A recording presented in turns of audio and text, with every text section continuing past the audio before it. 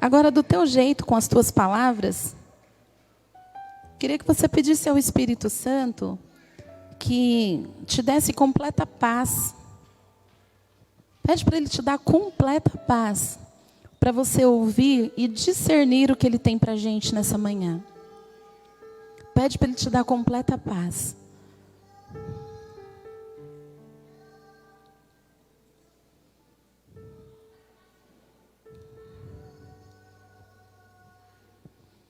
Senhor, que a gente consiga, Pai,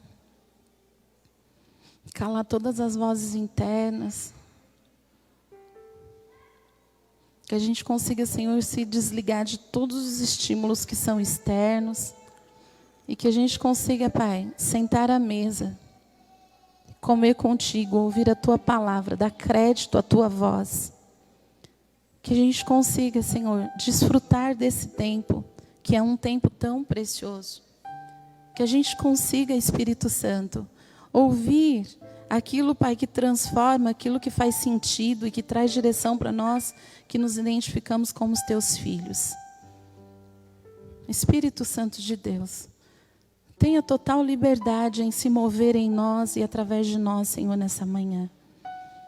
Porque Teu é o reino, o poder e a glória para todo sempre. E em Tuas mãos está todo o poder, todo o domínio. E nós, Senhor, queremos nos submeter. Pai, eu oro como igreja, mas primeiro, Senhor, eu coloco o meu coração como Adriana, Senhor, Tua filha querida. Tua filha, Senhor, que tanto almeja, Pai, Te conhecer mais todos os dias, ouvir mais a Tua voz e andar mais, Senhor, segundo os Teus conselhos. Concede-nos, Senhor, nessa manhã, Senhor, essa graça de sairmos, Senhor, entendidos e tendo entendido a Tua palavra em nome de Jesus. Amém? Quero te convidar a abrir a tua Bíblia no livro de Tiago, no capítulo 4. Tiago, no capítulo 4, do verso 1 a seguir. Kézia, pega essa máscarazinha para mim, por favor. Diz assim: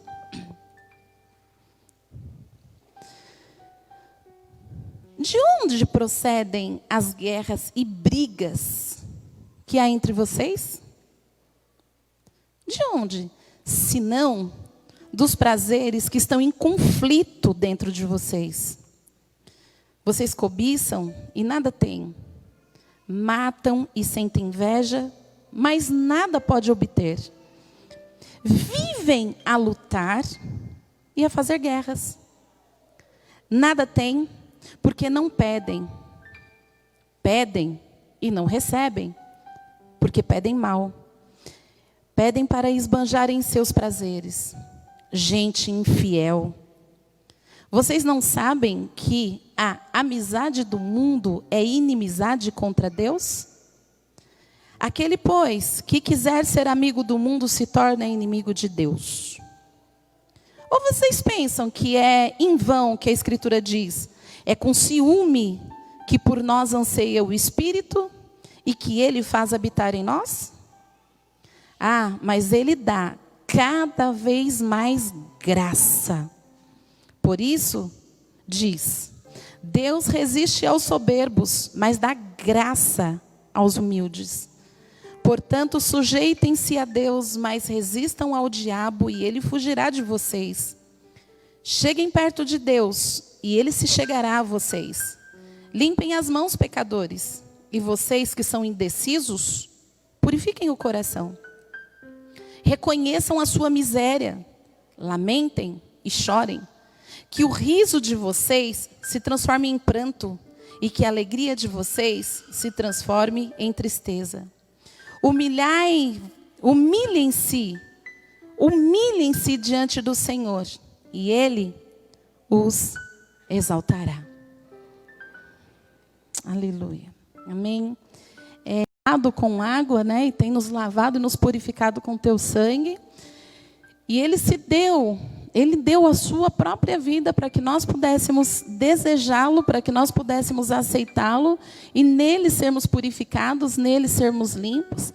E é interessante que esse processo, ele é um processo, como o Senhor falou com a gente semana passada, que ele é um processo de transformação, é um processo de metamorfose, aonde sai-se de um estado e vai-se para outro, sai de uma condição e se transforma em outra. E é tão tremendo quando Romanos 12 diz, né, sobre essa transformação, sobre essa metamorfose, porque se a gente não morrer e nascer de novo, a gente não entra no reino, porque foi assim que Jesus disse para Nicodemos, que era um homem muito importante, um homem mestre da lei, muito conhecedor da lei, que se julgava conhecer muito, a entender muito, né? Sabia, era um doutor da lei, ele conhecia princípios, ele entendia de valores, ele entendia da palavra, ele entendia de mandamentos, mas algo começou a inquietar dentro dele, porque o que eu conheço ainda não está sendo suficiente, porque você é um cara tão simples, que não anda nos lugares que eu ando, né? Como se ele pensasse isso de Jesus. Você não anda nos lugares que eu ando, não está com as pessoas importantes como eu estou, e de repente você consegue trazer paz e vida para as pessoas, e em mim não há paz e vida,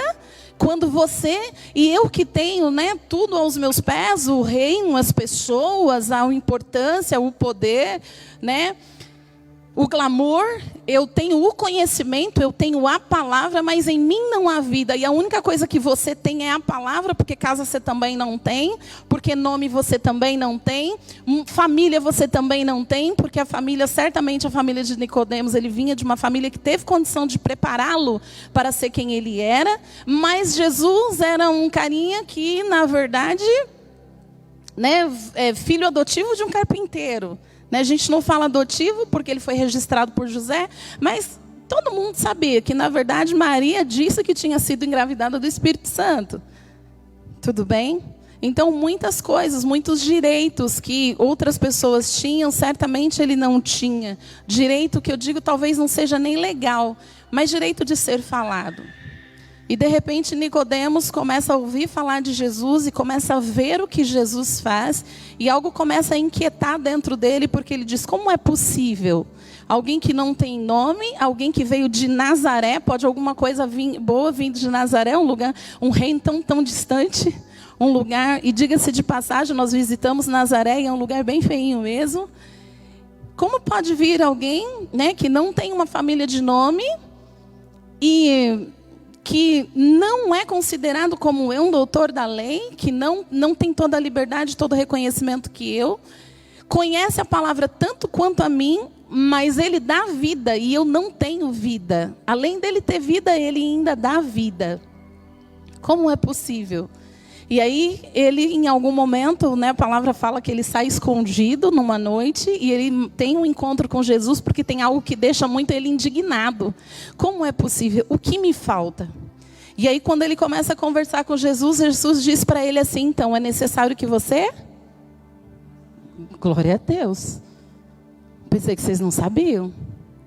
É necessário que você nasça de novo. Aí, aquilo deixa ele intrigado. Ele fala, mas como pode?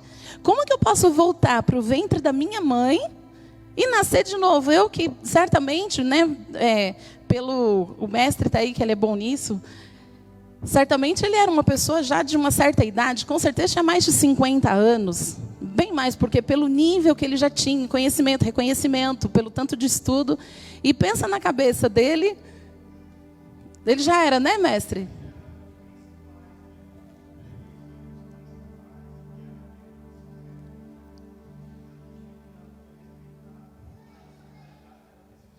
Uau! Ele era um dos principais do Sinédrio e ele era um dos mais respeitados. E para isso, tem um tempo, né? Foi um tempo de conquista, de estudo, de maturidade, né? E aí pensa para a cabeça desse homem ouvir de alguém que, para a categoria dele, era um ninguém. E alguém olhar para ele e falar assim, então, você precisa nascer de novo. E aí ele para e pensa, esse cara é doido, como assim nascer de novo? Mas ele deseja fazer aquele caminho. E aí ele pergunta, mas como que eu posso entrar de novo no ventre da minha mãe? né? E aí Jesus explica para ele. E o que significa nascer de novo? Só nasce de novo aquilo que morreu uma vez. Sim ou não? Só é possível nascer o que não existia. É ou não é? Ah, como que né, tá ali Gabriela. Gabriela que está por chegar. Uhul! Do mestre Dani e da Gi. Gente, alguém já conheceu Gabriela? Alguém já viu Gabriela? Alguém já pegou Gabriela no colo? Não. Porque Gabriela ainda vai nascer. Então, se falasse assim, mas tem a Gabi do Elias, né? Que não é mais do Elias, agora é do Daniel Jerônimo. Tem a Gabi do Daniel Jerônimo, ela pode ter o mesmo nome, elas podem, você achar que elas terão a mesma doçura, a mesma sabedoria, a mesma unção, oh glória. Né? Mas não é a Gabriela da Gi do Dani. Porque você vai conhecê-la depois que ela nascer. Então, quando Jesus fala é necessário nascer de novo, está dizendo, primeiro precisa que algo morra para que depois o outro venha nascer. E por isso que Jesus teve o sacrifício, ele se entregou na cruz, morreu em nosso lugar para que todos nós fôssemos atraídos à cruz, morrêssemos com ele e ressuscitássemos com ele. E aí ele fala que todos quanto declararem, confessarem, todos quanto creem nele serão feitos filhos de Deus. Ok?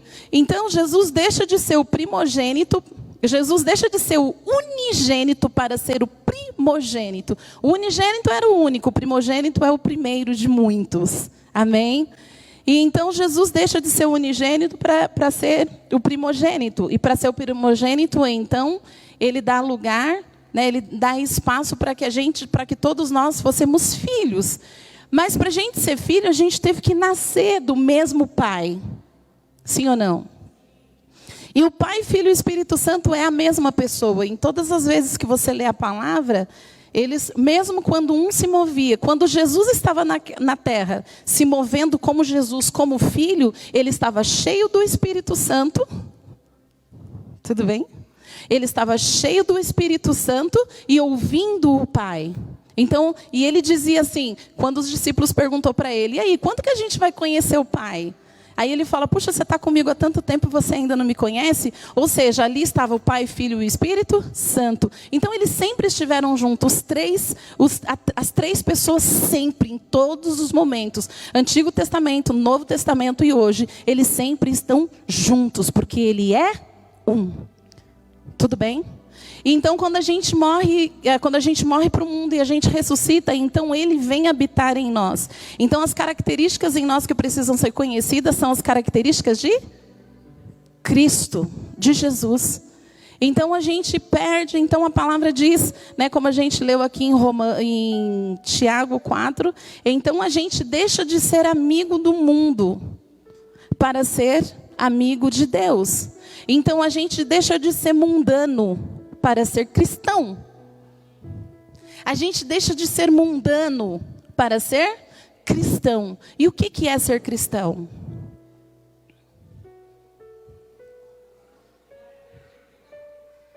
Tudo bem, alguns souberam me responder. O que é ser corintiano?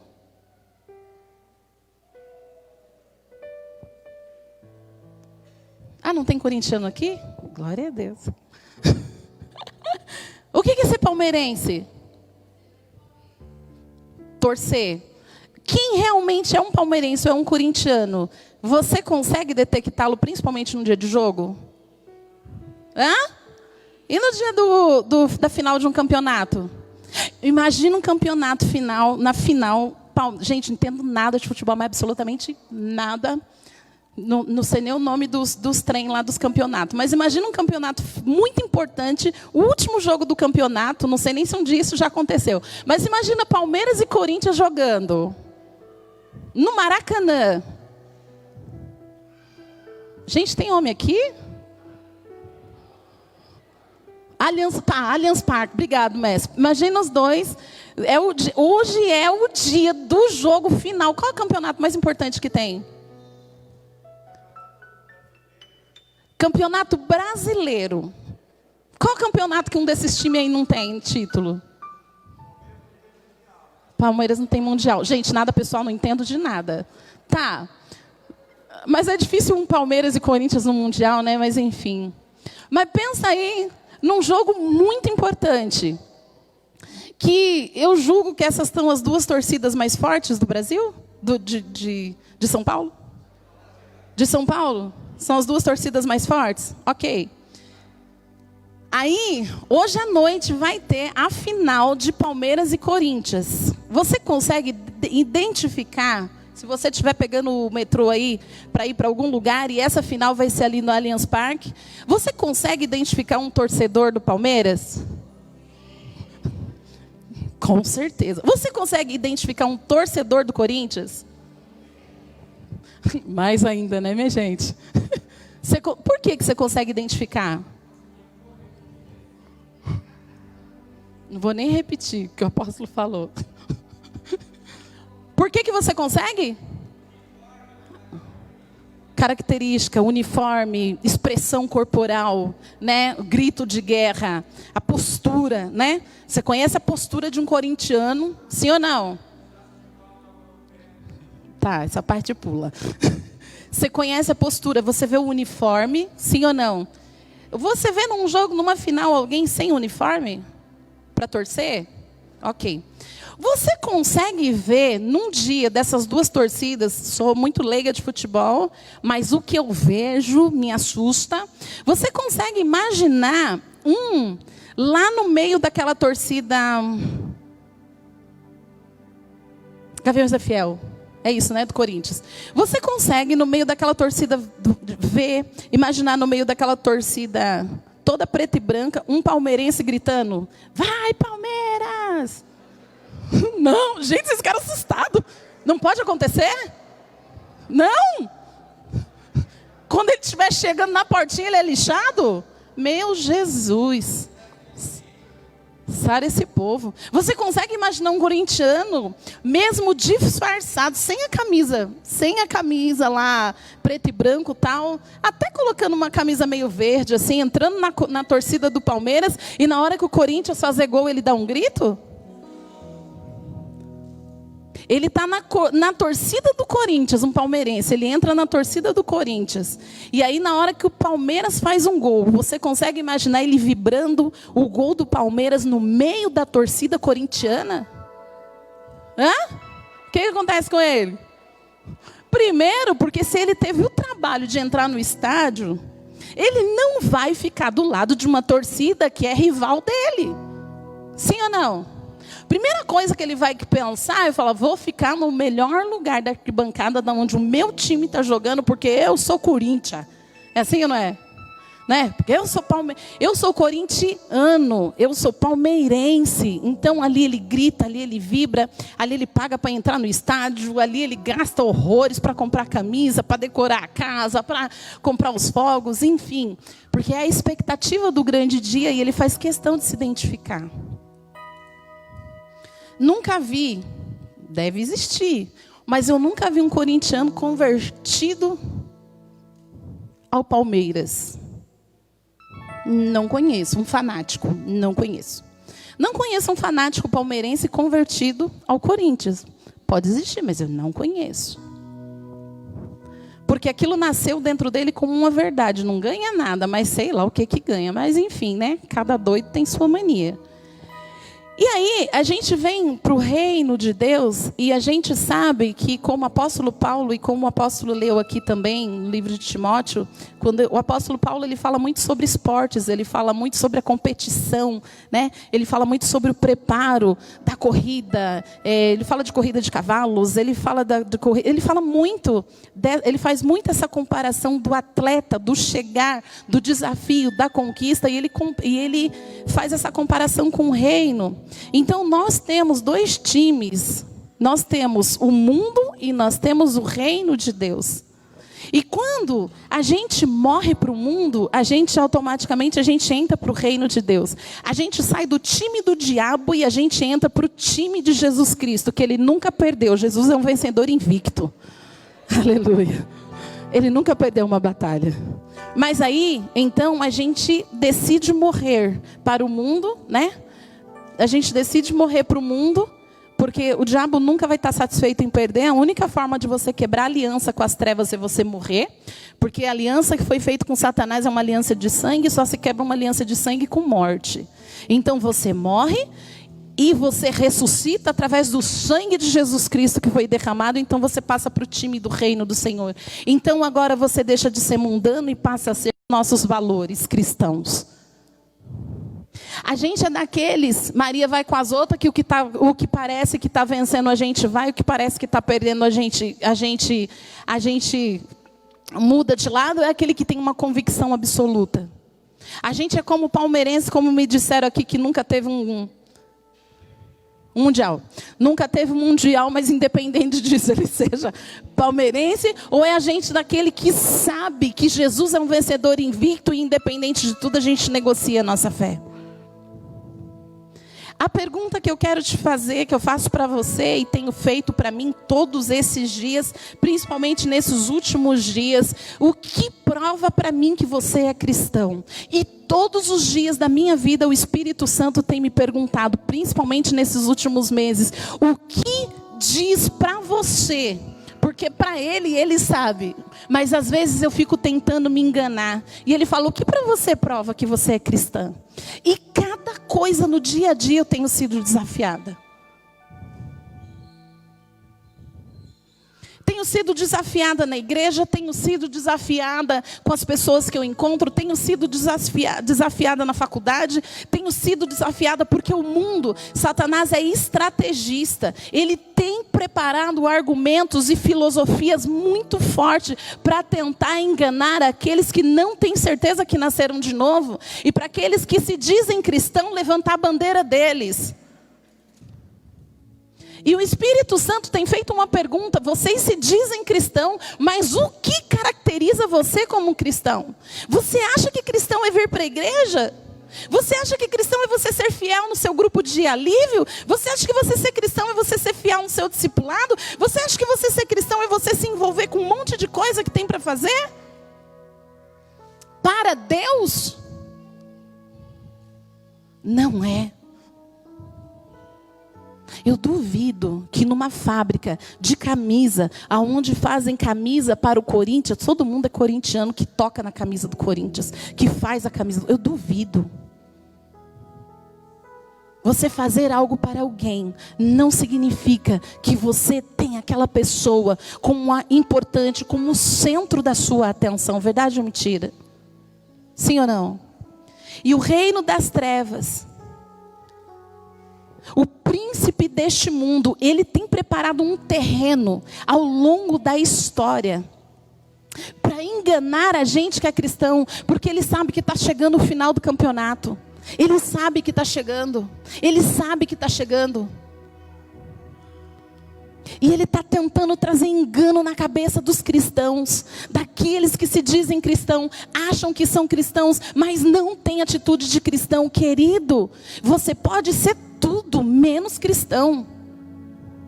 E já umas 4 ou 5 vezes eu conversando com algumas pessoas e com alguns filhos do Senhor, a gente conversando, e um dia alguém chegou para mim esses dias, um tempo desse, e falou assim, pastora, como foi a pergunta?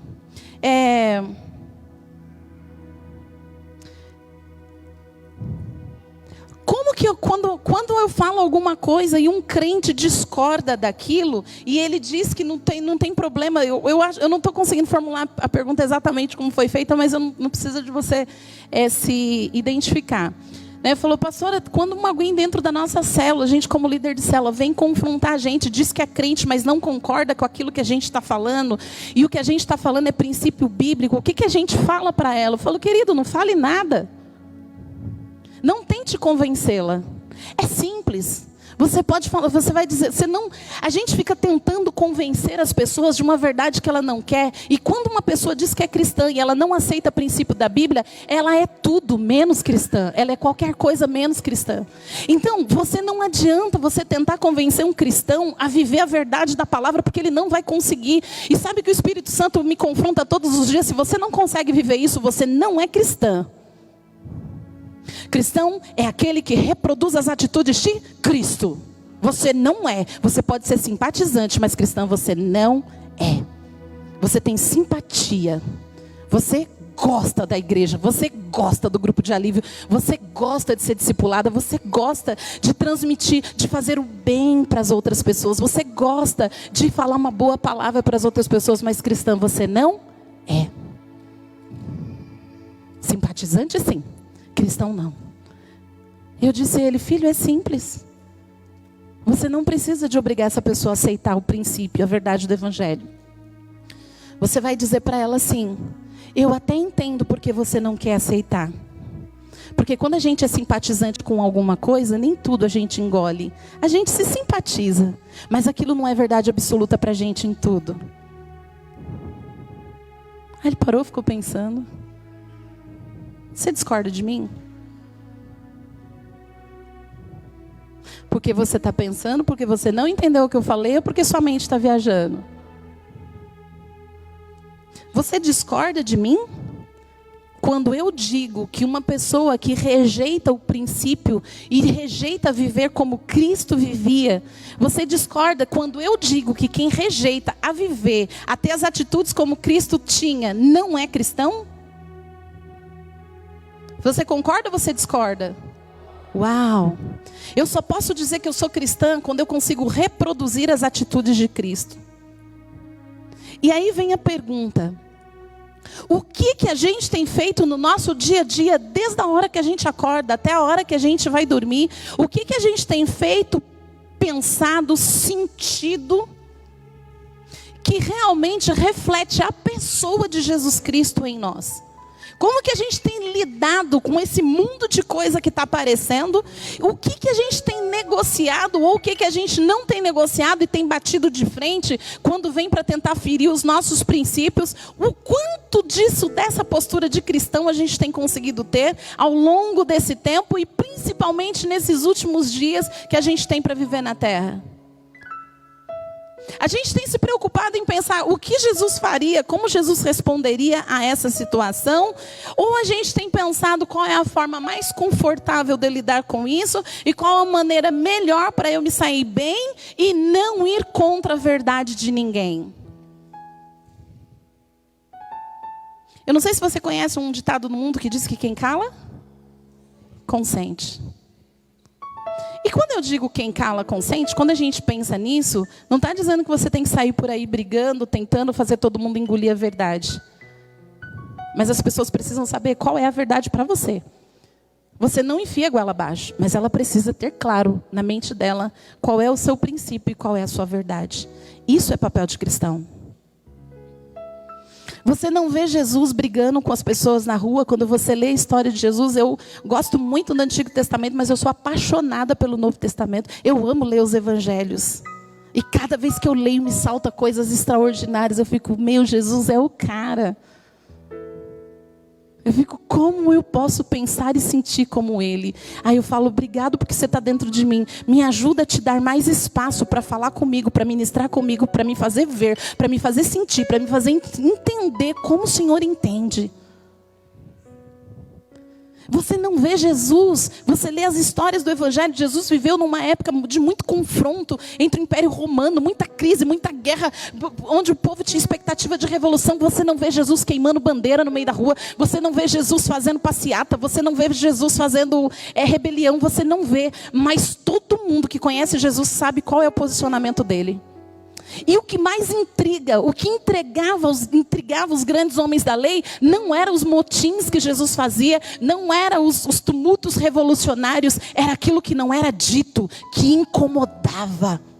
Era a presença que incomodava, era a postura de Jesus que trazia indignação. Jesus não precisava de sair gritando quem ele era, porque Jesus era farol. Farol não faz barulho, farol só dá direção. Isso é extraordinário. E ser cristão é cada dia a gente entender, olhar para a cruz, olhar para Cristo, olhar para a cruz e saber aonde eu tenho que deixar o que não pertence ao reino, e olhar para Cristo e saber o que eu tenho que reproduzir, que é aquilo que vai me fazer alcançar o reino. Eu já ouvi discursos de vários tipos. Eu não sirvo Jesus só para ir para o céu, porque senão isso seria uma troca. Deixa de ser hipócrita. Eu quero ir para o céu. E eu amo Jesus. E eu quero morar com Ele na eternidade. E também quero me livrar do inferno. Quero me livrar das garras de Satanás. E quando a gente está andando, a gente liga o piloto automático, porque a gente nasceu do pecado, mas a gente morreu para o mundo e agora a gente vive para Cristo. Então o nosso DNA não é mais para ser do mundo. Embora a gente vai lutar, a gente precisa de ficar atento. Quando você ouve o apóstolo Paulo falando como que a gente deve que prestar culto ao Senhor, ele fala: ei, faça um culto racional, façam com entendimento. Ei, não liga o piloto automático, coloca a tua cabeça naquilo que você está fazendo. Nós estamos numa era onde tudo que a gente faz é automático, sim ou não? Lembra de uns tempos atrás, uns anos atrás, quantas notícias de pais que esqueceram seus bebês dentro do carro, e os bebês morreram sufocados no calor, e os pais ficaram em crise, desesperados. Quando você vai conhecer a história dos pais ou da mãe que fez isso, ela não fez porque ela queria, ela estava no automático, ela não prestou atenção, ela não teve o raciocínio daquilo que ela estava fazendo, ela entrou. Gente, quantas vezes a gente se pega fazendo as coisas no automático, sim ou não? A nossa natureza dessa carne que ainda está em contato com essa terra, é sempre levar a gente para a lei do menor esforço. A gente vai viver assim. Quanto mais confortável, melhor. Estava ouvindo o pastor Aguinaldo, que hoje ele não está aqui. A gente estava conversando um dia e falou: pastor, né? Porque o pastor Aguinaldo, a gente brincava que o superpoder dele era não dormir, né? Deitava às vezes 2 da manhã, levantava às 4, ia trabalhar tranquilo, numa boa, encontrava a gente 8 da noite no dia seguinte, ficava com a gente até 1 da manhã e no outro dia, tranquilo, numa boa. E aí esses dias eu falei: ei, pastor, como é que anda o superpoder? Ele: o quê? Estou dormindo mais, mas ando mais cansado do que eu estava. Se eu pudesse, eu dormia mais. Porque a tendência do nosso corpo é sempre se acomodar àquilo que é mais confortável. Mas isso não é natureza de reino, isso é natureza de terra. Porque o reino de Deus, ele é conquistado pelo esforço. É a renúncia, é a postura. É o olhar para o pão quando está com fome e dizer para o diabo: nem só de pão viverá o homem. É olhar para o mundo com glamour, com poder, aonde você teve uma história de vergonha, aonde você teve uma história de miséria, e Satanás falou assim: se você der uma dobradinha, se você só me dá uma douradinha, ninguém está te vendo, eu vou te dar todo o poder. E você olhar e dizer assim: olha, eu não negocio com você, porque está escrito que só ao meu Pai eu vou me curvar e só a Ele eu vou adorar. É a gente saber que acima de tudo que o mundo oferece para a gente tem um valor que vai além disso. A gente tem valores que é eterno. Ei, a gente tem expectativas eternas.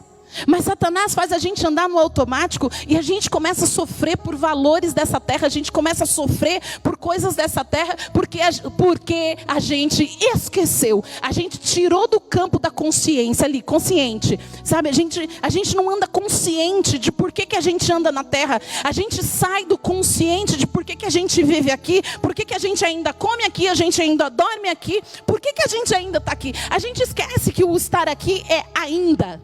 A gente esquece que o estar aqui é por enquanto. E a gente começa a querer trabalhar e viver uma vida como se isso daqui fosse eterno. E a gente começa a dar vazão a sementes malignas dentro da gente que corrompe todo o princípio da palavra. A gente esquece que andar com o irmão aqui nessa terra é temporário, mas a gente fica com raiva porque ele nos feriu. E é incrível. Vamos pegar um casamento? Quantas vezes, quem é casado? Levanta a mão. Uau. Você já brigou em casa? Poucas vezes. Gente, brigar não é para agredir não. Agredir é um negócio, é caso de polícia, tudo bem? Mas vou usar um termo mais Gisele. Você já discutiu a relação em casa? Ah, tá. Agora um termo mais nós. Você já quebrou o pau em casa? Ok. Quer ver como a gente esquece que a gente é cristão nesse momento? Quantas Quantas vezes, quando você brigou com seu marido, ou quando você brigou com a sua esposa, você brigou com ele porque ele estava ferindo o princípio da palavra? Agora, quantas vezes você brigou com ele porque ele feriu você?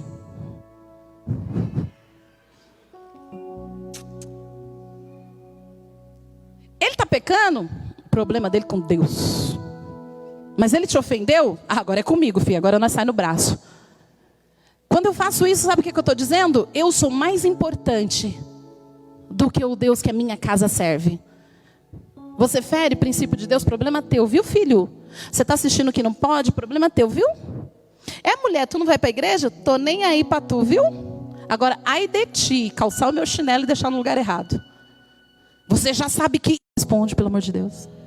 Ai, que bom, porque senão eu ia falar que o problema é pior do que parece. Você não calcula qual é a sua expectativa, qual é o seu desejo, que o seu dia termine bem. Sim ou não? Mas é incrível como algumas coisas dentro de casa agride, irrita um ao outro. Eu falo dentro de casa porque é o núcleo que a gente está mais perto. É as pessoas que a gente fica mais tempo. Como pode você se ofender tanto com uma coisa que se alguém olhar de fora, e é incrível quando você vai atender casamento, as maiores brigas é as coisas mais idiota que tem. É assim ou não é? Lá em casa, as coisas que mais davam encrenca, as coisas que mais dão encrenca, é umas coisas tão sem pé, sem cabeça. Porque quando é uma coisa muito grande, você para e calcula, como que eu vou lidar com isso, sim ou não? Mas quando é uma coisa idiota, você vai lá no automático. Automático. E quando a gente entende que a gente está nessa terra para representar Jesus, a gente não anda no automático, a gente precisa pensar no que a gente faz. Mas o príncipe deste mundo, ele tem trabalhado com as pessoas de uma forma muito estratégica. Sabe? Ele tem trabalhado para que os valores das trevas permaneçam, para que os valores da terra, ele não só permaneça, mas ele seja forte.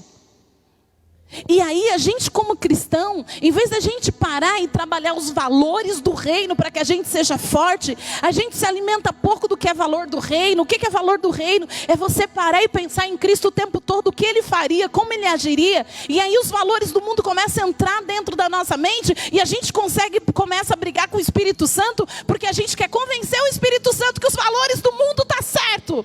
E que a gente tem direito também de ter uma partezinha dos valores do mundo.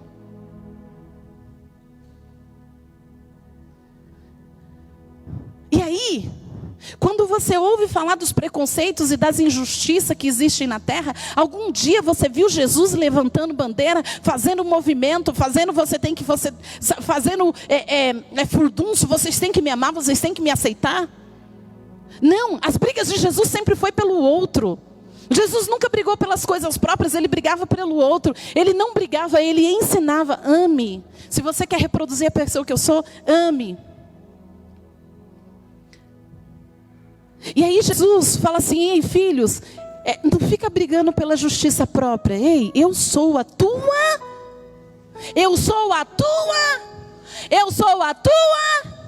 E aí sabe o que Satanás faz? Ele começa a cultivar valores, trabalhar valores na cabeça das pessoas. E tentando trazer isso para dentro da igreja, tirando Jesus do centro, que ele seja justiça, e levando as pessoas a buscar a justiça própria. E é tanto crente levantando bandeira de justiça própria. Não, mas não é por causa de mim, é por causa dessa comunidade que sofre. Ah, se você estivesse preocupado com essa comunidade que sofre, você ia falar Jesus para ela. O mundo devagarzinho, ao longo da história, tira Jesus do centro e coloca o homem no centro. E aí eu já vi muitos cristãos levantando a bandeira da homossexualidade, levantando a bandeira do feminismo. Se você está assistindo aí e você está irritado, eu vou te dizer, seja inteligente, não precisa colocar comentário contra, desliga e sai, você é livre. Você é livre, você tem direito, seja pelo menos inteligente, só sai. Mas eu vou dizer, quando começa um crente tentar apoiar quem levanta bandeira de feminismo, bandeira de homossexualismo, é porque, coitados, eles têm direito. Ei, Ele como pessoa tem direito, o pecado dele não tem direito nenhum no reino de Cristo. Quando as mulheres começam a dizer, eu sou cristã, mas eu sou feminista. Ser feminista, sabe o que é o raio de feminista? É mulher querendo lutar para ter o lugar dela. Sabe quando ela começa a lutar para ter o lugar dela, sabe o que ela está dizendo? Não sei quem eu sou. Eu não tenho lugar. A senhora é contra, pastora? Sou totalmente contra. Você não briga pelo seu lugar? Não, porque eu já estou no meu lugar e eu sei onde é o meu lugar. Eu sei o poder que eu tenho. Eu não preciso de ser empoderada. Eu já nasci empoderada por o Espírito Santo. Eu não preciso que ninguém me dê poder. Ei! Você não precisa disso. É o tempo do empoderamento feminino. Coitada. A gente já nasceu empoderada. Sabe por quê? A gente já nasceu no lugar estratégico. A gente já tem o nosso papel estratégico. Eu não preciso de lutar pelo meu papel, porque o meu papel homem nenhum pode pegar. O meu lugar homem nenhum pode pegar. E se eu tenho um lugar muito bem resolvido, eu sei quem sou. Eu sei de onde vim, eu sei quem sou, eu sei para onde vou e eu sei quem aqui me colocou. Eu não preciso de me preocupar com o lugar de A ou de B ou de C. O que eu preciso é entender que aonde eu fui plantada, eu preciso fluir no propósito pelo qual foi determinado para a minha vida e para mim faz sentido. Quando a gente levanta bandeira de feminismo, bandeira de machismo, a gente está dizendo assim, a gente precisa de um lugar que nunca me deram, porque o mundo é injusto. Você levanta bandeira pela injustiça do mundo porque você vive no mundo.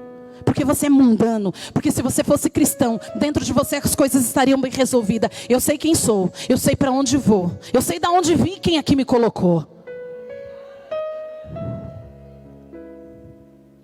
E a gente vai negociando com valores do mundo.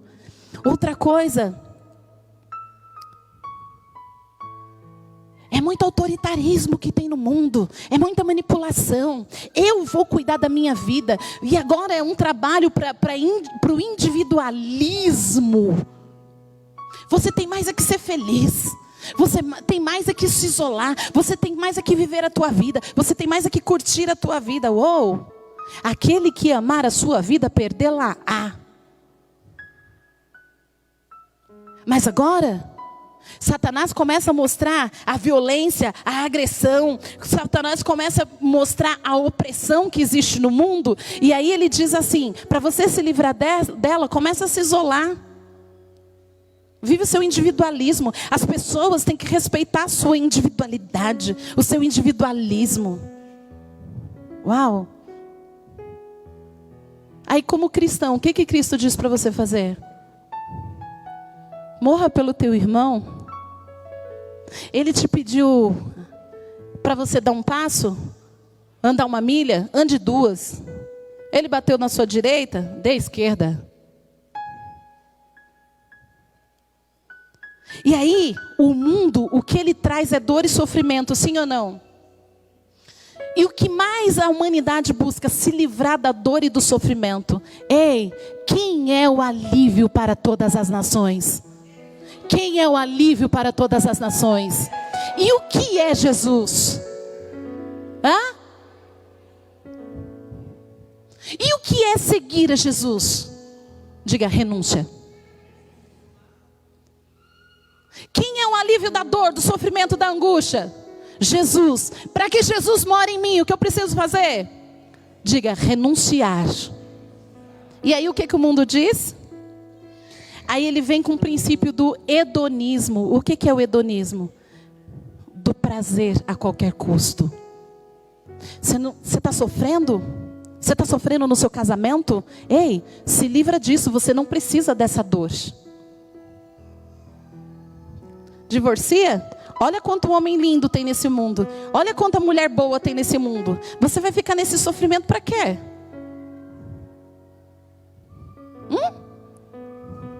Você está aí, ó, seu chefe está ganhando 2 bilhões por mês, e você está ganhando um mísero salário de R$1.500, e você vê, ó, você é responsável pela finança da empresa, por que você não passa a mão, você não faz um caixa 2?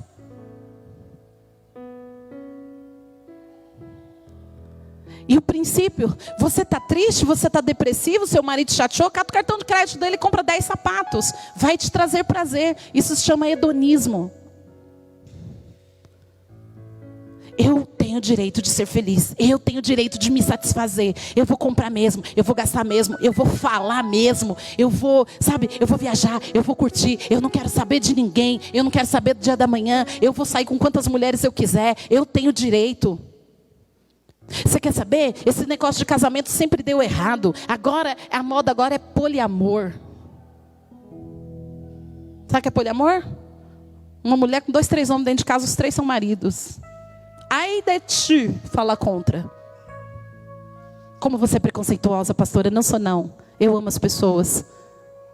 E quem me conhece sabe que eu amo as pessoas. Mas quando elas me perguntam sobre o que é pecado, eu digo, isso é pecado. Vou para o céu com isso? Não, querido, não vai. E eu oro por você todos os dias, para que você consiga abrir mão do teu pecado. Mas sabe o que é, pastora? Um homossexual nasceu com esse desejo. Uau! De vez em quando você não tem desejo de largar esse homem e arrumar outro? E por que você não larga? De vez em quando você não passa na cabeça de largar esse encardido e arrumar outro? Porque você não faz isso. Passa na cabeça. E você sabe que esse pensamento, esse desejo não é seu. Então você não fica negociando. Mas o hedonismo diz, satisfaça todos os seus prazeres. É com o homem que você quer sair, sai. Amanhã é com mulher, então sai. Verdade ou mentira? E a gente está ouvindo esse discurso dentro do povo que está dizendo que é cristão. Ei, se você tem esse discurso, você é simpatizante cristão, você não é. Para mim, quem é cristão, vive o princípio da palavra que Cristo deixou para a gente seguir. Sim ou não? Outra coisa.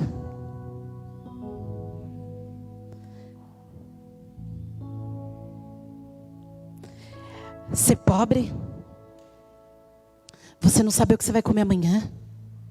Você achar que você tem que repartir os seus bens com o outro, que você tem que se importar com o outro, e que muitas vezes você tem que até ir lá pregar o evangelho no horário que o teu chefe te manda fazer uma hora extra. Que nada, eu vou mais é trabalhar. Sabe por quê? Porque eu entendi que primeiro é o sustento da minha família. Não, e usa a Bíblia. Aliás, todos esses argumentos que eu estou falando contra, quem está no mundo, e o mundo pega embasamento bíblico para afirmar isso. Que nada, eu tenho mais é que ganhar dinheiro. Sabe por quê? Igreja nenhuma vai encher a barriga dos meus filhos. Igreja nenhuma vai me dar dinheiro para pagar condução. E não vai mesmo. Vou repetir, não vai te dar mesmo. Porque se você trabalha para a igreja, você está falido também. Agora, se trabalha para Jesus Cristo, aquele que é o dono da igreja, então a tua vida vai prosperar.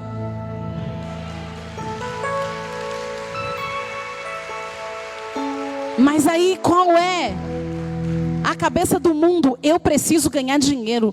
Eu preciso. E sabe qual é a tradução de sucesso? Sucesso, ser bem sucedido no mundo é você ter muito dinheiro e você ser reconhecido pelos bens que você tem. Ei, você pode ganhar o mundo, mas o que adianta se você perder a sua alma? E se você não entesoura valores para o reino, o que vão lembrar de você quando você morrer? Vão dizer o quê? Que você deixou 3 Ferrari na garagem? Que você deixou um prédio multimilionário? E vou dizer mais, se você era nesse nível e não tinha Jesus, até para quem você deixou, vai destruir tudo que você deixou. E tudo que vai ficar é, coitado. A palavra é essa. Coitado, trabalhou tanto, conquistou tanto. Olha o que os filhos fez. Coitado. Você quer ser lembrado como um coitado?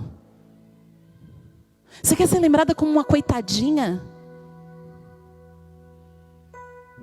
Não, pastora, eu vou sair do casulo. Eu sempre fui uma mulher dona de casa, não sei o que. Mas agora eu entendi que eu tenho que fazer a diferença nesse mundo. Ei, o meu mundo e o seu mundo começa dentro da minha e da sua casa. Esse é o mundo. Começa lá. Mas o materialismo está desviando o nosso foco. E a gente não tem tempo de ir para a igreja porque a gente quer trabalhar em 3, 4, 5 empregos. A visão materialista diz pra gente que a gente tem que ter 4, 5 graduação. Diz pra gente que se a gente não for engenheiro, médico, dentista, a gente vai ser pobre. Diz que se a gente não for dentista, a gente vai ser pobre. Ei, ame o que Deus te chamou para ser. Para de querer suprir a expectativa do diabo. O diabo está colocando peso nas suas costas. Isso está te causando depressão. Isso está te causando angústia, sofrimento, porque você está trabalhando em prol daquilo que as pessoas vão ver. Um tempo atrás eu estava conversando com uma pessoa. Ela, por que eu não consigo ser uma pessoa de sucesso? Eu falei, o que é sucesso para você? Ah, parou, pensou, sei lá, ser bem sucedido. Eu falei, o que é ser bem sucedido? É, sei lá, ter condição pelo menos de sustentar a minha casa. Eu falei, está passando fome? Não. Eu falei, pelo que eu sei, você se veste 10 vezes melhor que eu. Tá te faltando alguma coisa? Não, mas... porque eu queria um carro bom. Eu falei assim, eu não preciso de um carro melhor que o meu. Que ele me leva para o lugar que o bom que você está querendo vai levar. Tá te faltando o quê? O teu carro não te leva para onde você precisa ir?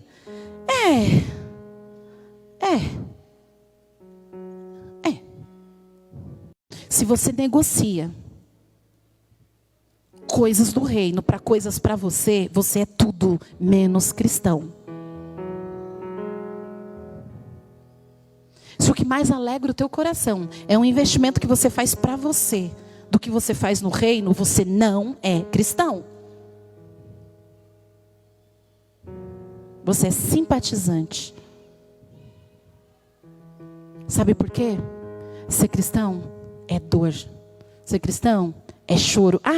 E aí, a pessoa fica meio chateada com os valores humanos que ela tem, e ela começa então a tentar transferir esse sentimento para o reino de Deus. Beleza, então, já que eu não estou conseguindo ser bem sucedido no mundo, eu não fui uma pessoa assim tão poderosa no mundo, eu quero ser dentro da igreja.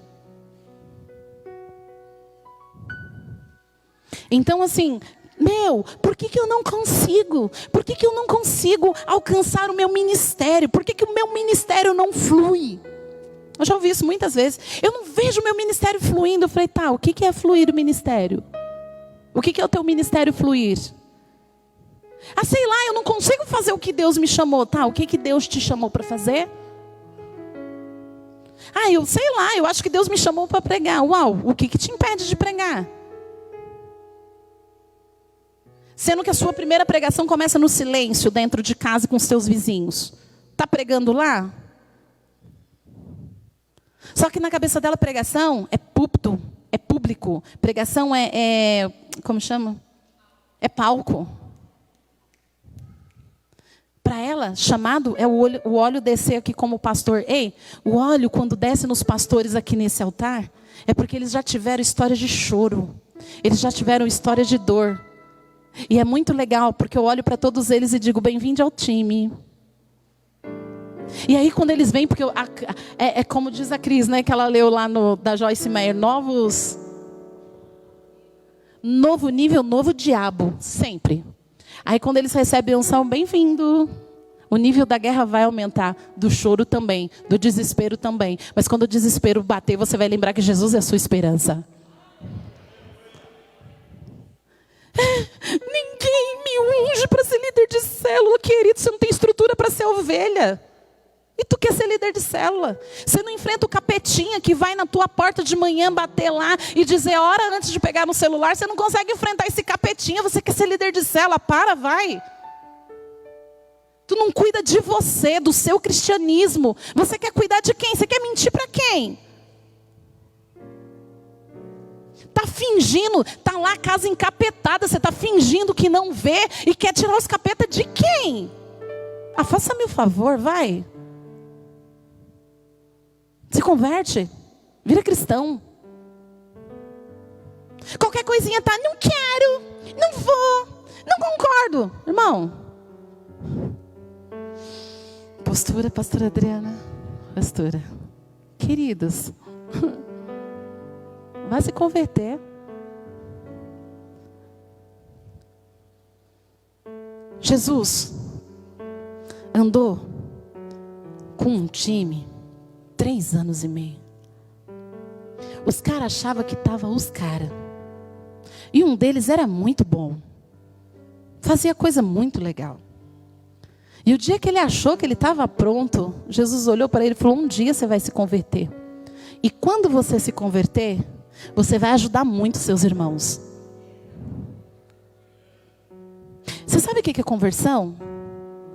É um processo de dor. Sabe o que o mundo está dizendo para você? Que quando alguém dentro da igreja te rejeita, é porque a igreja não te ama, procura outra. Isso não é cristão. Isso é simpatizante. Vou ver se eu me simpatizo por uma outra coisa, por outra pessoa. Sabe o que é você se converter? É você passar por todos os níveis de provas e de desafio. E você levantar a tua cabeça e falar: Senhor, contigo eu vou até o fim. Sabe quando Pedro se converteu? Quando ele passou por pior momento de angústia na sua vida. E essa angústia foi uma angústia dele ver dentro dele quem ele era e quem ele achava que ele era. A vergonha foi tão grande, a humilhação foi tão grande que aquilo fez ele crescer. E quando ele saiu daquela condição, então ele se tornou um homem poderoso na face dessa terra. Sem dor não tem crescimento. Jesus diz assim: no meu nome, obras maiores vocês farão. Se você quer fazer tudo o que Jesus fez, você tem que abrir o teu coração e passar pelo que Jesus passou, passando pela prova, dando glória a Deus. Mas não é para inglês ver, como diz o ditado. É você ter isso bem resolvido dentro de você. É você saber que o que mais importa é aquilo que Jesus diz para você fazer. O que te move hoje? O que o mundo está te sugerindo, o que a tua alma amargurada está te sugerindo, o que o teu egoísmo está te sugerindo, ou aquilo que o reino de Deus está propondo. Aquele que quer vir após mim, negue-se a si mesmo, tome a tua cruz e me siga. Aquele que não deixa pai, mãe, irmãos, amigo, namorado, dinheiro, carro, casa por amor a mim, não é digno de mim. O que está te movendo nesses últimos tempos? Por que a gente está adoecendo? Por que a gente anda ansioso? Porque a gente está preocupado com o que a gente vai comer amanhã. Por que a gente está com medo do Covid? Porque a gente tem medo de morrer. Quem diz que crente não morre?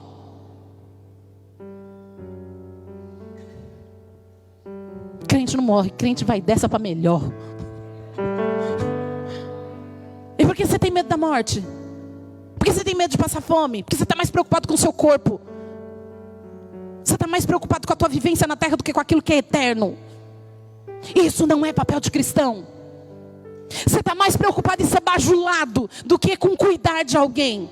E quando você ouve uma palavra dessa, você fica preocupado, pensando em quem não cuidou de você. Não, querido, é porque você tinha que se preocupar em amar alguém, em cuidar de alguém. Você não vê Jesus se lamentando porque ele foi traído. Jesus sabia que Judas tirava moedas de dentro da bolsa todo o tempo. Mas Jesus decidiu amá-lo. Por que o irmão não falou o que você queria ouvir? Você passa por ele e vira a cara hipócrita. Tudo menos cristão. Não é cristão. Por que brigou com o marido e não tem coragem de ir lá e pedir perdão? Porque eu tenho razão. Exatamente. Sempre que você estiver no centro, Cristo está fora disso. Sempre. Não é cristão. E eu vou te fazer um convite essa manhã. Examine-se, pois, o homem a si mesmo. Se você vê que você é cristão, continue fazendo as coisas que você está pondo na mão. Se não, se converte primeiro. E se vir na tua cabeça o pensamento: eu vou deixar porque eu não sou cristão mesmo, vou ficar muito triste porque você vai para o inferno.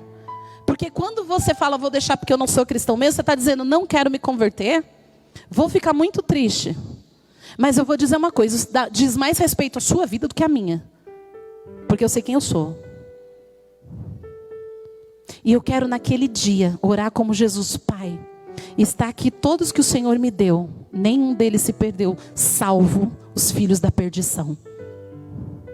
Pastora, você não quer chegar e apresentar 15 mil pessoas para Jesus? Se for as 15 mil que Ele me deu, com muito prazer, vou chorar e choro e oro e abro mão de muitas coisas da minha vida por elas. Mas se é aquelas que decidiram não querer, vou me entristecer, mas não vai me paralisar. Sabe por quê? Porque Satanás está tentando distrair os crentes também. Satanás está tentando distrair a igreja. Igreja, dá um jeitinho de agradar os jovens. Dá um jeitinho de agradar os empresários, né? Faz lá o culto do coaching. Dá um jeitinho, porque assim, a oferta do mundo é muito boa, senão eles vão se perder. Ei, vai se perder com quem não tem Cristo no centro. Aqui não é clube. Essa igreja apostólica Fonte de Alívio não é clubinho. Aqui não é clubinho. Aqui tem verdade. Você vai ver um monte de coisa errada na minha vida? Vai. Me fale, porque eu vou melhorar. Me fale.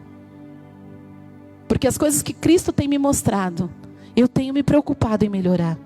E eu sei que falta muito. Eu não sei o que é, mas eu sei que gradativamente o Senhor está me mostrando. Agora, quando Ele mostrar algo na tua vida, na minha vida para você, pense primeiro se primeiro não está na tua vida, para depois você vir falar para mim.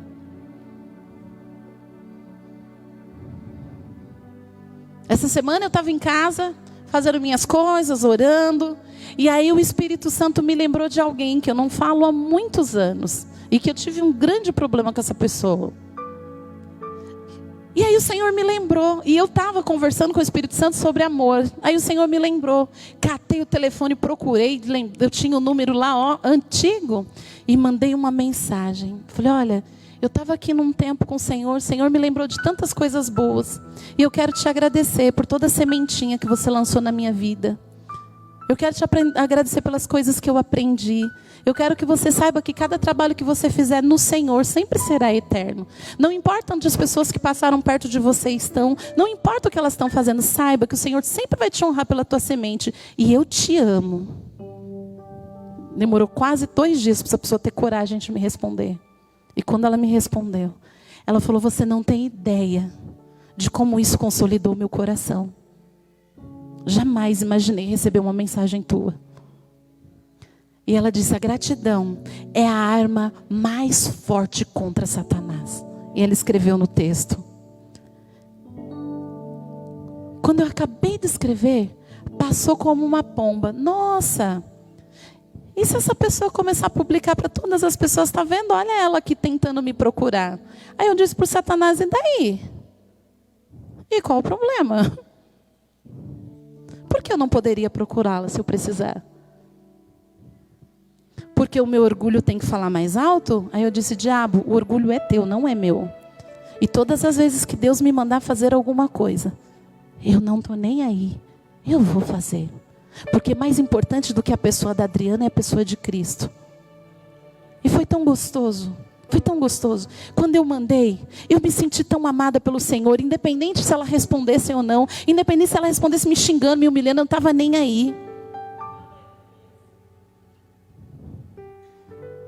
Entende? Para de colocar você como a coisa mais importante dessa terra. Sabe por que a gente está sofrendo tanto? Porque a gente acha que as coisas têm que dar certo. Tudo dá certo, a gente não cresce. Quando tudo dá certo na sua vida, você não vai crescer. Ontem conversei com 3 pessoas sobre o mesmo assunto. Eu não sei por que eu passo por isso. Eu não sei por que comigo é assim. Eu falei, legal, se fosse com outro, você justificava. O filho do outro adoecer, vamos orar para ele ser curado. Não mexe com você. Mas o teu filho adoecer, você cai de boca no chão e fala, Deus, por que comigo? Ué, você é melhor do que quem?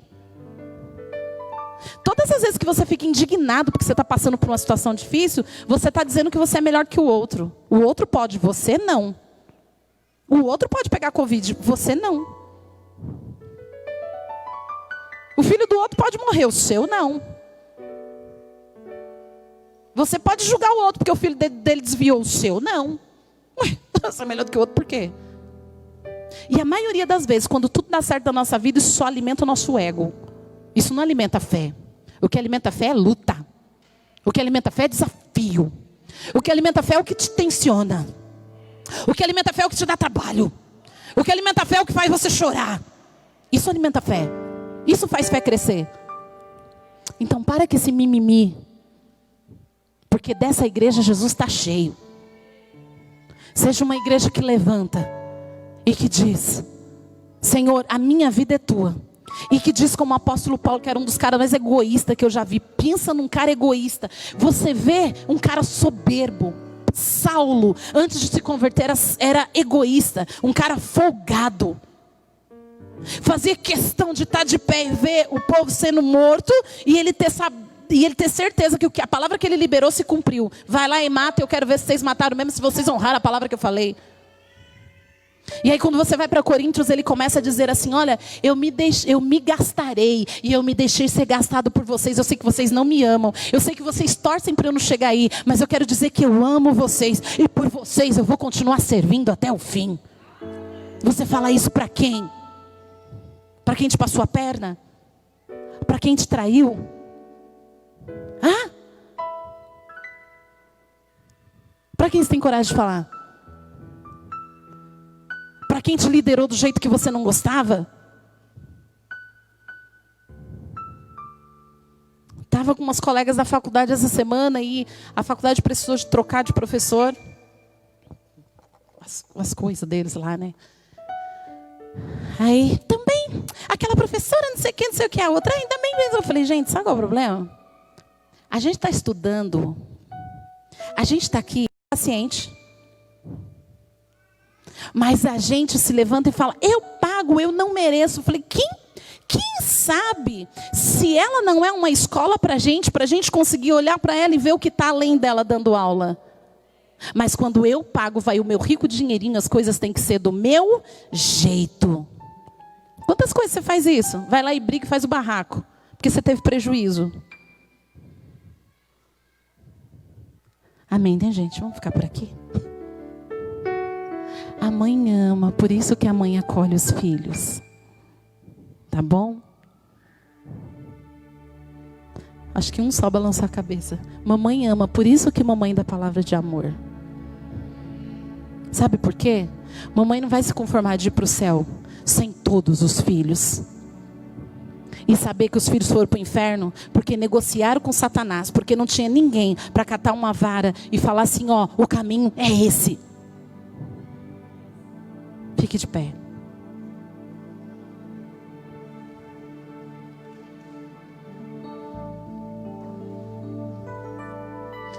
Sabe muitas coisas que o diabo está mexendo com a gente, é tentando provar que a gente não consegue viver uma vida produtiva.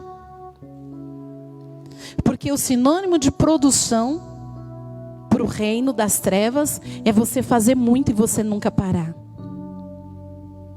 Mas isso não é verdade. Ter uma vida produtiva é você fazer o mínimo. O mínimo que Deus te deu, com o máximo de prazer e sabendo que você está fazendo para o Senhor. Faça o mínimo que Deus te deu, com o máximo de força e de prazer. E não diz que eu não consigo. Porque todas as vezes que a gente fala assim, eu estava até conversando, acho que umas 2 ou 3 pessoas ontem eu falei sobre isso. Mas sabe o que é, pastora? Eu não consigo. Eu falei, não é que você não consegue, você não quer. Não, é porque eu não consigo. Eu falei, não, você não quer. Porque se a sua obrigação fosse com uma outra coisa, com uma outra pessoa, você faria. Você iria sem querer, mas iria. Agora, quando está relacionado a alguma coisa que depende de você, você fala que não consegue. Mas a palavra não é consegue, eu não quero. Porque se eu quisesse, eu me esforçava. Porque o reino de Deus é tomado pelo... pesada a palavra, né? O reino dos céus é tomado pelo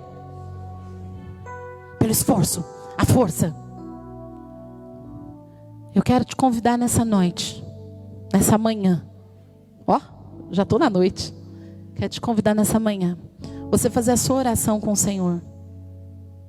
E pedir para que a palavra que Ele começou aqui domingo passada seja revelada na tua vida, como eu tenho pedido para ser revelada na minha vida. Senhor, Se é dor que eu tenho que sentir da tua parte, que eu sinta dor até eu ser transformado. Até eu ser transformada. Louco, essa noite pedirão a tua alma o que tu tens para oferecer. Se Jesus voltar para você hoje, o que você tem para apresentar? Não estou falando do que a sua mão fez. Eu estou falando do que você produziu dentro de você, como verdades. Quais são as verdades que você vai mostrar para Ele que você apresentou? Ore. Fala, Senhor, por favor, tem coisas aqui em mim, que não é pensamento, não é atitude de cristão. Me ajuda. Me ajuda.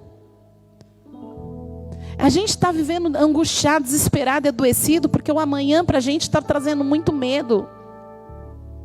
Estava conversando com meu esposo esses dias, quando minha sogra, minha cunhada que mora com a minha sogra, minha cunhada e meu cunhado testaram positivo para o Covid. Meu sogro e minha sogra, os dois são um grupo de alto risco, e eles moram no mesmo quintal.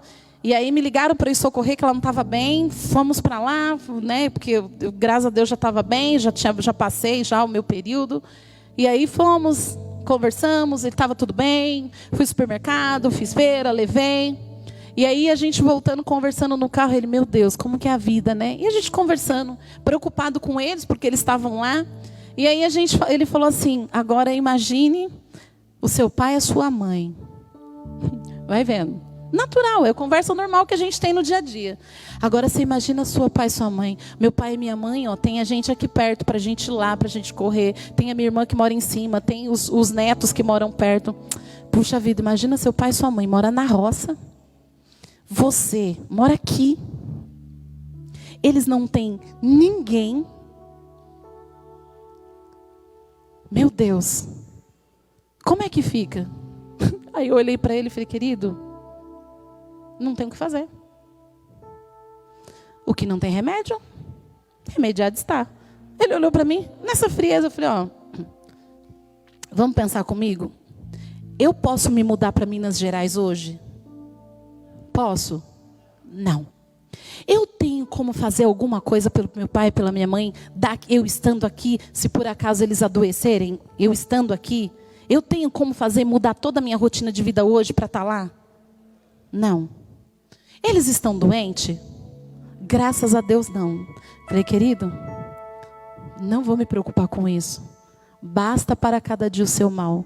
O dia que eles precisarem, Deus já vai ter me dado uma estratégia do que fazer. Enquanto isso, não vou me preocupar com os meus pais. Talvez você ouvindo fala, nossa, como ela é fria. 2 senhorzinhos lá, não tem neto, não tem filho, não tem ninguém perto. A irmã mora na outra cidade e você não está preocupada? Eu me preocupo com aquilo que cabe a mim. O que cabe ao meu Deus, eu sei que está muito bem resolvido. Eu não vou me preocupar. Porque o dia que eu tiver que ir para lá, o Senhor vai preparar tudo. Mas você sabe o que está fazendo a gente sofrer? A angústia do que vai acontecer amanhã. Onde que eu vou estar trabalhando amanhã? O que eu vou comer amanhã? O que vão pensar de mim amanhã? Tenha um encontro com Jesus hoje. O Jesus que está dentro de você. Procura Ele aí dentro. Curte o dia de hoje com Ele. Porque quando vir no teu pensamento amanhã, Ele vai dizer, descansa. Amanhã eu te dou a nova estratégia. Para cada dia tem um novo milagre. Para cada manhã eu tenho uma nova direção. E o milagre não é você não sentir dor, é você conseguir sair dela. Porque a dor te faz crescer. A dor te leva à maturidade. A dor te leva à maturidade. Amém. Senhor, nós somos tão carentes de Ti. E eu sei, Pai, até porque a Tua palavra me diz, e eu sou confrontada pela Tua palavra e eu comigo mesmo todos os dias. Eu sei que a estatura do varão perfeito é quando eu estiver na glória. Mas eu sei que enquanto eu estiver nessa terra, eu preciso abrir o meu coração para ser tratado pelo Senhor. Eu preciso abrir a minha mente para as Tuas verdades entrarem, comandar todo o meu ser.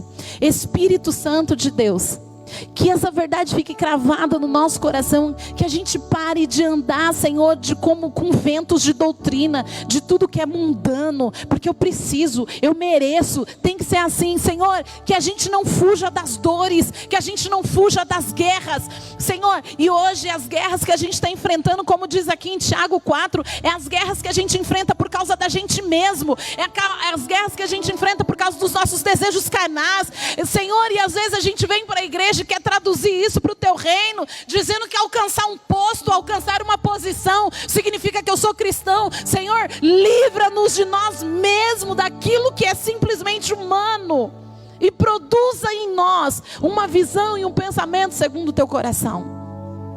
Senhor, eu quero ser uma cristã de verdade. Não é aquele que vive por ti, mas aquela que consegue morrer por ti. Porque viver para ti, Senhor, e por ti é fácil. Oh, Senhor, mas que a verdade do nosso coração seja: a gente morre por ti, e a gente consegue viver cada dia, cumprir cada propósito por ti. Em nome de Jesus. Em nome de Jesus. Amém. Coloca a mão na tua cabeça, as duas mãos. Feche os teus olhos.